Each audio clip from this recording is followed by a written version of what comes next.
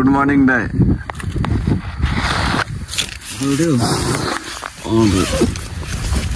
एउटा गोरु सुतिरहेछ त्यसको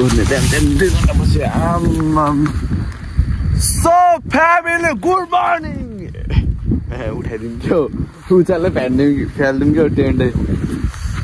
ल टक्क है शुभ बिहानी तपाईँहरूलाई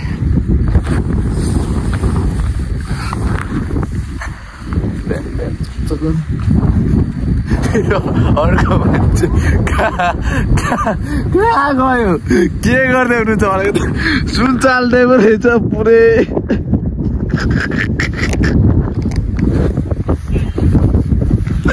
सुन खोज्दै रे हौ कफी बढाउने होला भनेको त हो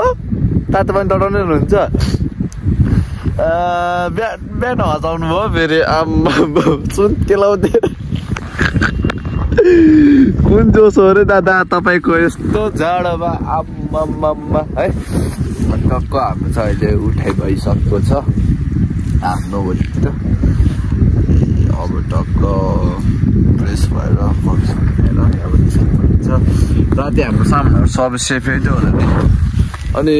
फिसिङ रड पनि थिएन त थियो कि तर यो चाहिँ अर्को टाढा के भएको तर रातभरि चाहिँ माछा उफ्रिएको थियो त्यस्तो मार्ने कुरा चाहिँ भएन मार्न त खोज्या हो तर माछा चाहिँ मरेन मर्न खोज्या हो यहाँ बनाउँदैछौँ जुगाडका साथ टक्क हाम्रो ग्लासमा पनि पसिसक्यो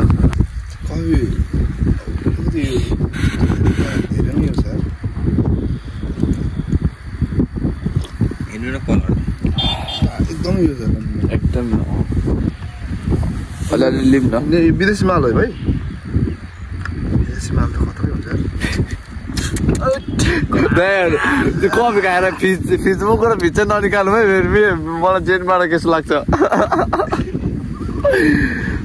कफी मैले ल्याएको हो नि त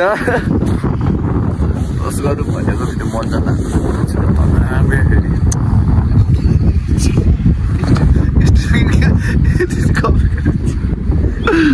सो फ्यामिली है टक्क हाम्रो चाहिँ यहाँ अब यसो खानपिन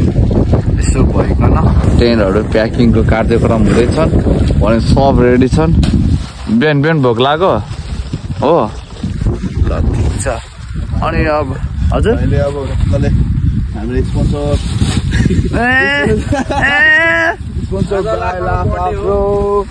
के चाहिँ स्पोन्सर गर्नुपर्ने दाइ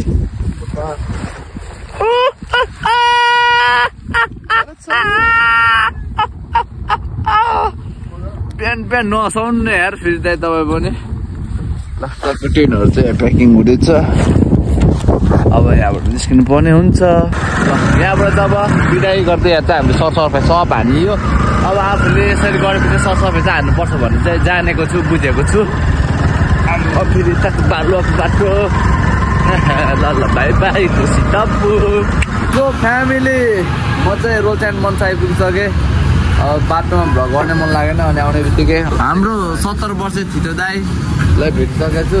17 भन्छ कि 70 भन्छ ल टक्क अनि कागज दाइहरू चाहिँ आइपुग्नु भएको छैन म र अस्मिन चाहिँ आइपुगिसकेँ आम्मा फ्रेस हुनुपर्ने हुन्छ पुरै बाल्लो छैन अनुहारभरि कपडाभरि बाल्लो ढुलो छ हिजो आउने बेला जाने बेला कस्तो जोस थियो दाइ आउने बेला त जोसै हरायो क्या पुरै सुन त मजाले सुत्या हो मजाले सो फ्यामिली है टक्क म चाहिँ उताबाट आएर पनि खाजा खाएर रेडी भएर अनि मेरो माइलुको हालत हेर्न आएको थिएँ अनि के कस्तो छ भनेर माइलुको यहाँ सानो चिना चाहिँ छ अब यसलाई के गर्नु यस्तै हो होइन अनि टक्क यो हो कि मेरो माइलुको चाहिँ यसको कसम अलिकति लुक्स बिग्रिरहेको छ अब धेरै कुरा बिग्रिरहेको छ भित्र चाहिँ यता हाम्रो टक्क केटाहरूले चाहिँ टक्क दामी तरिकाले हान्दैछ जुगाड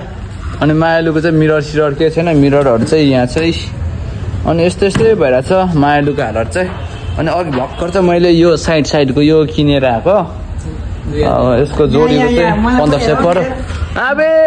नदेखाउनु कुरै हुँदैन नि हुन्छ नि देखाउनु पर्यो दामी तरिका हालिदिनु पर्यो ल त्यहाँ चाहिँ तर असाध्यै नराम्रो तरिकाले माइललाई चाहिँ कारले चाहिँ दामी तरिका चुम्बन हान्दियो क्या मा कसम नेक्स्ट टाइम त्यो कारवाला भेटोस् न मा कसम पम्चर हानेर हिँडिदिन्छु म